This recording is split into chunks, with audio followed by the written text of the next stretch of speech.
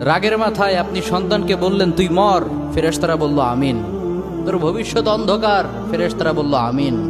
রেগে মেগে আপনি আপনার মেয়েকে বললেন জীবনেও তোর কপালে স্বামীর ভাত জুটবে না, ফেরেশতারা আবারও বলল আমিন। আচ্ছা, আপনি না সেই ব্যক্তি যে তার নিজের জীবনের চাইতেও সন্তানকে বেশি ভালোবাসেন? আপনি না সেই ব্যক্তি যে তার সন্তানের জন্য হাসতে হাসতে নিজের জীবনটাও দিয়ে দিতে পারেন?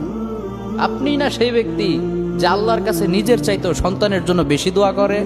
তাহলে কি করে নিজের হাতে নিজের সন্তানের এত বড় ক্ষতি করতে পারলেন? Doesn't make any sense. Common sense বলতে কিচ্ছু নাই আপনাদের? আপনারা কি জানেন না আপনাদের রাগের মাথায় বদদোয়া করাগুলো ফেরেশতারা আমিন বলে? দাওয়াতুল ওয়ালিদ আলা ওয়ালাদি, বাবা মা তার সন্তানের জন্য যেই দোয়া করে সেটা ভালো হোক কিংবা বদদোয়া হোক, আল্লাহ সেটাই কবুল করে নেয়। এজন্য খবরদার, নেভার কার্স ইউর চিলড্রেন। রাগের মাথায় কখনো সন্তানকে অভিশাপ করবেন না। খুব বেশি রাগ উঠে গেলে তার জন্য উল্টা